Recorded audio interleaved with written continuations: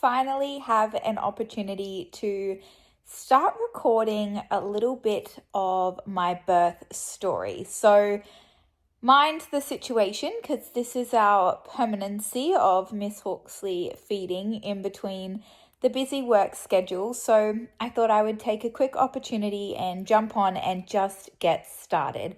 Whether I get to finish this recording today or whether we have to continue on another day, but let's just give it a go. So, okay, I actually did not expect my birth to go the way that it did. And I guess this is probably one of the biggest things that you will always hear, is that nothing really goes to plan. And whether that is positive or whether that is not positive, as in, things happen that are unexpected. But for me, it was more so just the way that it all unfolded. So a week prior to Hauxley actually being born, I had essentially gone into labor and the whole process had started. My midwife had come and she came on a Monday night after I'd been at work because I wasn't feeling like my normal self and I just wanted to get checked, and she had said that I was already 4 centimeters dilated at this point. And so we were like, oh my goodness, well, that kind of makes sense. And of course, things continued to progress as the night went on and into Tuesday. I ended up having to call off work because things had progressed so much. And then for some reason, they were progressing, but not in the ways in which they should be progressing. And what I mean by that is I was essentially laboring, but nothing more was coming of it. And that stress and tension on my body actually resulted in myself getting an infection. And I ended up going into hospital, and I had to then have medication to help the infection, and obviously that also stopped Hauxley coming. So that was a little bit of a roller coaster, very scary, and the hospital at that point in time had given the option of inducing myself and bringing Hauxley on. So with that being said, I had taken into account the fact that so many people, and of course being a first-time mum, often you are very susceptible to doctors, midwives, etc. giving you this kind of advice when it may not necessarily be the right kind of way or approach to be taking. And so I obviously was like, well, what do I do here? What's the right thing to do? And after obviously going over the risks, the complications, what that may look like long term, I had opted to not go down that process. The reason I had opted for that is because I trusted my body. I felt as though I had done enough preparation in terms of mental and physical through my pregnancy and the education and support that I had on my journey, in terms of, my communication with the doula, my amazing midwife through the MGP program, who was very, very supportive, and really emphasized, listening to your body and making sure that you didn't rush things, that, trust your body, it knows what it's doing. And so I opted against it because I figured as though maybe now was just not the right time. Maybe Hauxley wasn't ready. Maybe my body wasn't ready. And we still had plenty of time. It wasn't a life or death situation. And so we decided to ride it out.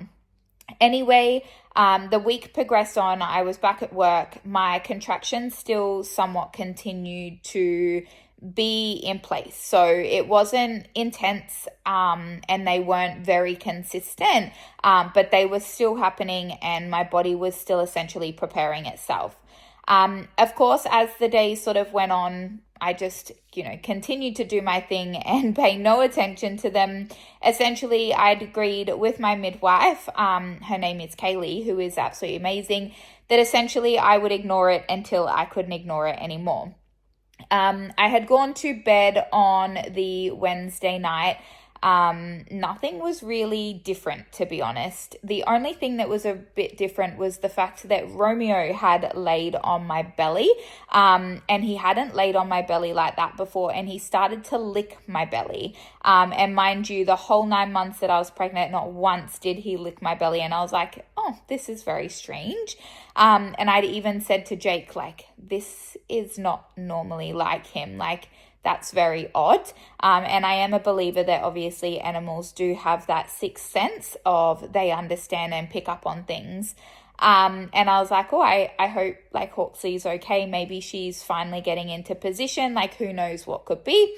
Anyway, went to bed, and then it was just past 12 o'clock, so just past midnight. And I had woken up and I'd almost felt as though I started to wet myself. And I was like, I'm sure I'm awake and I'm sure I'm not wetting myself. But I got up and I said to Jake, can you come and check? And I stood in the shower, and as soon as I'd stepped foot into the shower, a big gush had come out. And obviously that was my waters breaking. And I kind of sat there and I was like, I swear I'm awake.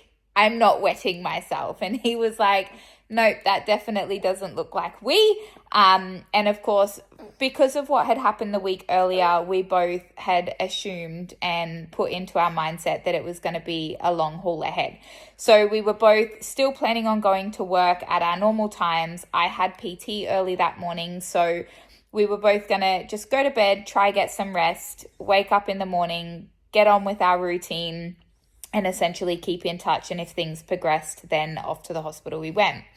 However, obviously things did continue to progress, and I was no longer able to just lay in bed and sleep. My contractions started to get a little bit more regular and consistent, but again, nothing that had me worried or going, okay, yep, we're ready to go to the hospital.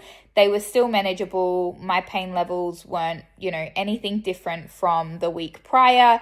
And if anything, it was actually more moderate than that.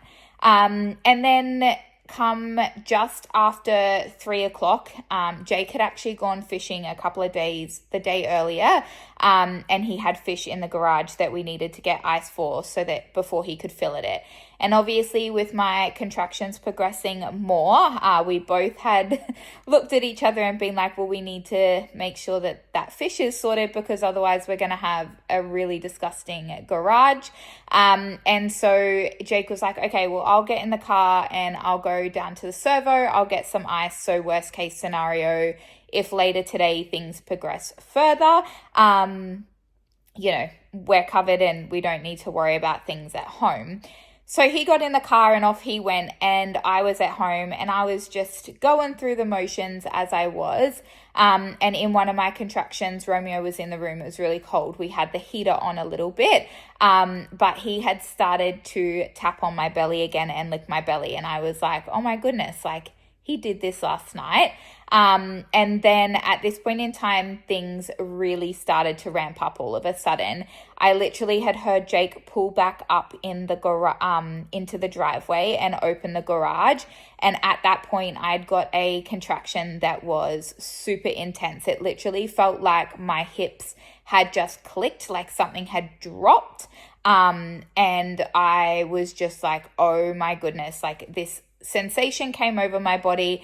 And I had just screamed out to Jake, because he wasn't inside at this point, and I just had screamed out and I was like, we need to go to the hospital. He had jumped on the phone. Obviously, my midwife was not on her shift at this point in time, unfortunately. So we had another midwife come along for our birth, which was super lucky because she was the midwife that was on for the week prior. So we knew her, we were familiar, and, we knew what to expect. She was aware of who we were, etc. So yeah, anyway, we jumped in the car, and I, at this point in time, was not sitting down in the car. I put my seatbelt on, and I don't even think we got out to the end of our street, and I had to turn around and face the back seat because my contractions were just too high. And I said to Jake, they're intensifying really quickly. We need to get to the hospital. And I just kept breathing through things. And then at one point, I think we just got onto the highway, where we get on the highway is one exit away from the Gold Coast Hospital, the uni hospital. And I just remember saying to him, you need to get me to the hospital. I need to push. And the sensation was coming over my body of that pushing sensation.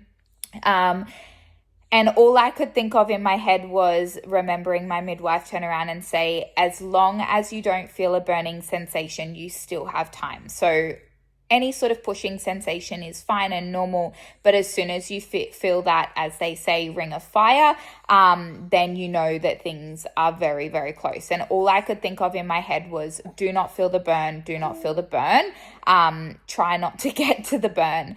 And so then Jake was obviously not doing the speed limit on our way to the hospital because things were intensifying very, very quickly.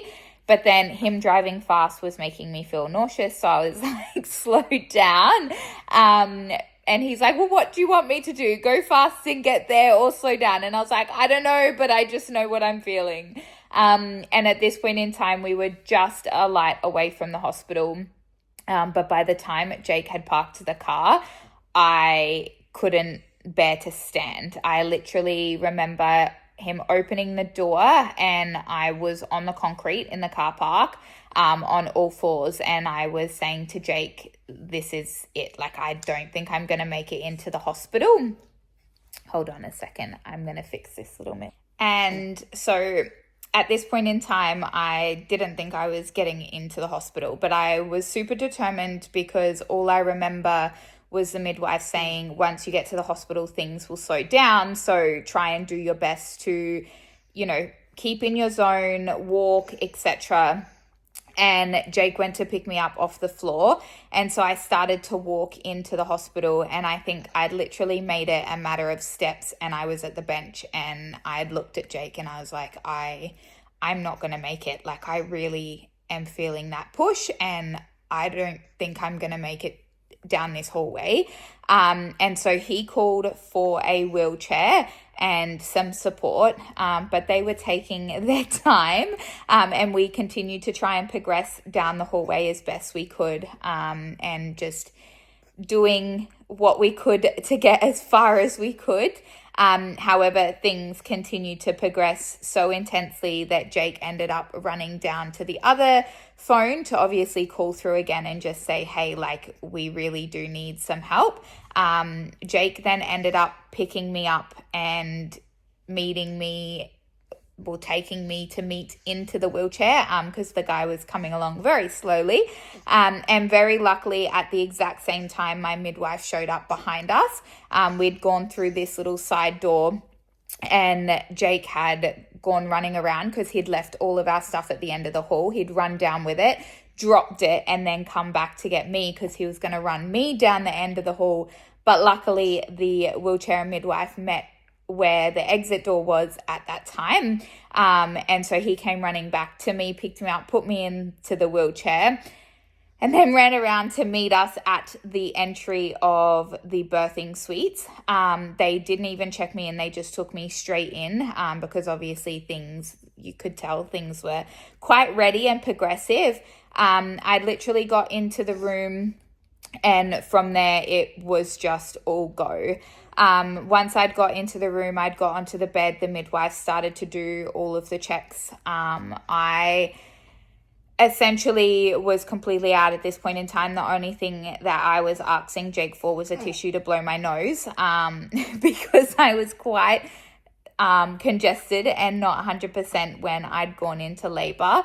And then Jake thankfully had popped up and said to the midwife, hey, can we please run the bath because Monique wants a water bath.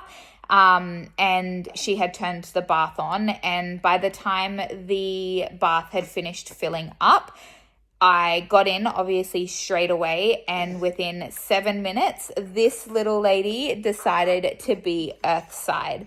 So it was really, really fast. I had literally got into the water, and I had our midwife that was with us ask whether I wanted to grab Hauxley or Jake. And at this point in time, I was completely in my zone. I had no idea what was going on. And all I remember is Jake going, "Bub, she's there. You need to grab her." As in he'd grabbed her and was holding her in front of me. And I just remember looking down in absolute shock and being like, oh my God, there's a human there.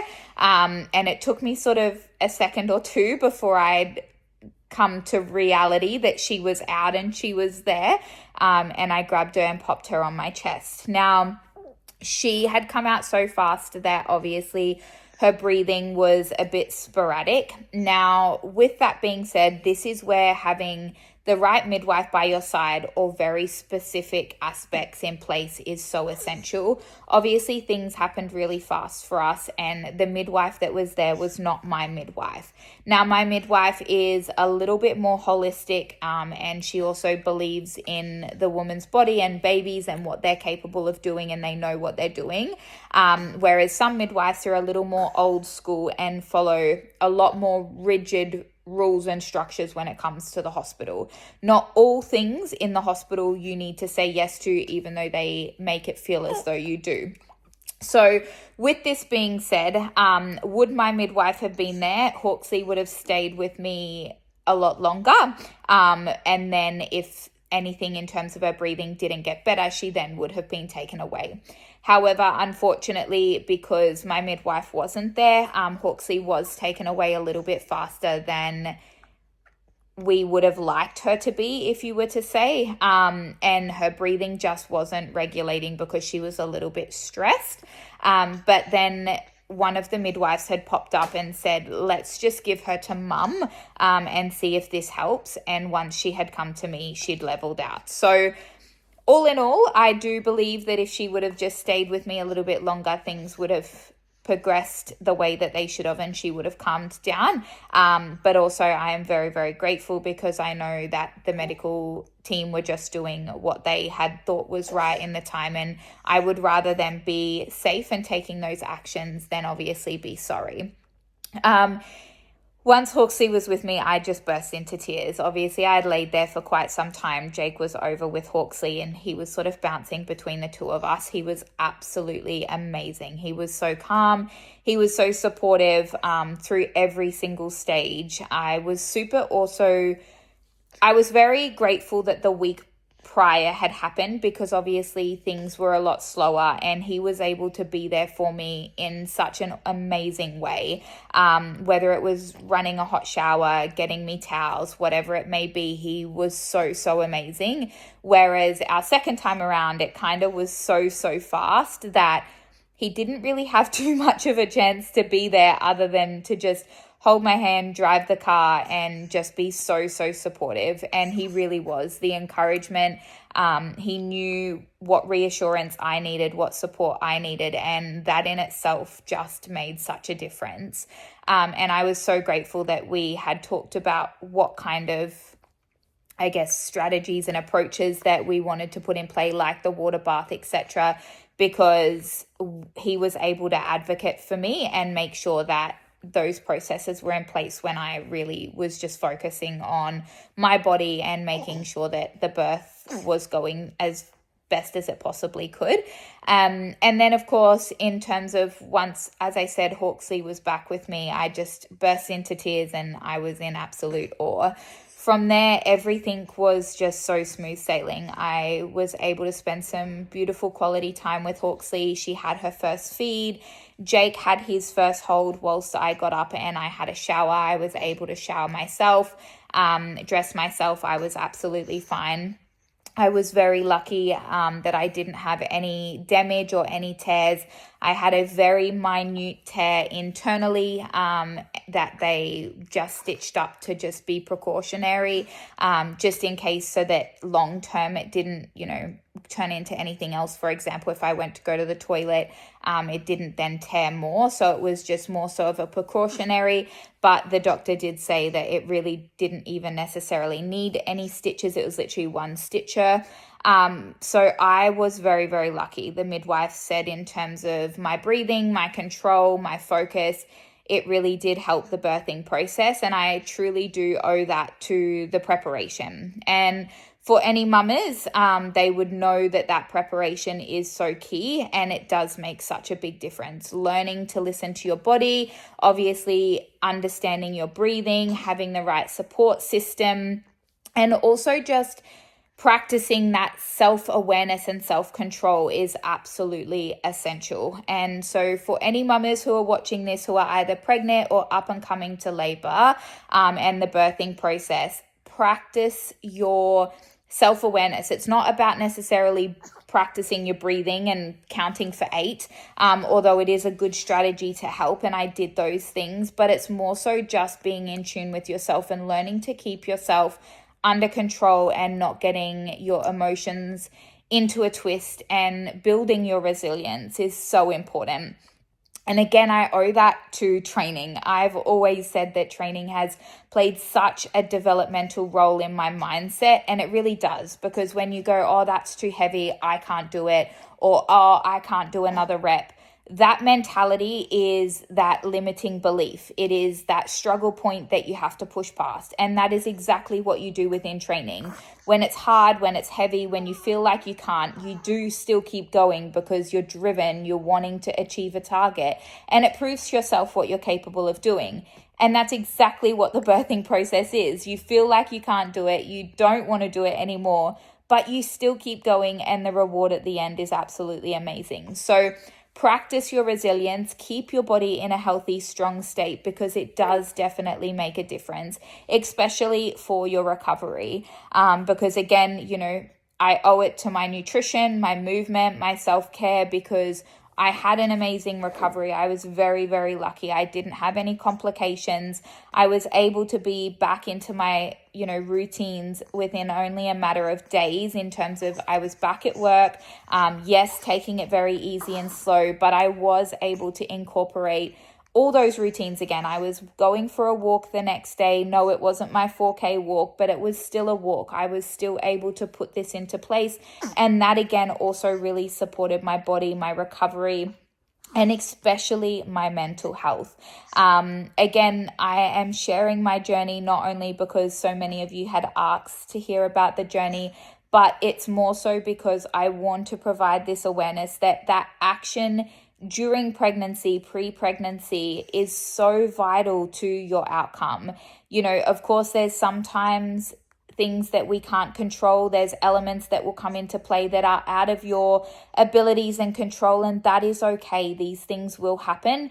But again, if you can put in that small amount of practice, that small amount of, awareness, development, self-care, movement, whatever it may be, nutrition, that's going to make that small 1% difference, and every single percent adds up. And it may be that little 1% that helps your body, whether it's during labor, through birth, whether it's your mindset, postpartum, they all do definitely add up. But I'm just so grateful that, of course, this little miss is here and in our life and in our little bubble. I would not want to change it for absolutely anything in the world. Yes, some days are a little challenging, especially juggling not just normal life and newborn life, but also more so with business. But we are getting there, and we are finding our routine, and we are finding our groove, and there's nothing more that I am absolutely mesmerized than, being this little girl's mum and being able to share this life with her and, bring her up as a very strong, independent woman, because she's definitely proven her strengths already and is one very determined little girl. So yeah, a little bit more in terms of insights of my birth journey and our journey thus far. And I hope you guys enjoyed a little insight. Hopefully I can do a little more vlogging and insights along the way. So if you do want more, make sure that you like and comment so that I can obviously facilitate that and give you guys a little more insights rather than just small little snippets along the way of all things in Mon's world. Again, as always, I will sign off as I always do. Remember, keep on smiling from both me and Hauxley.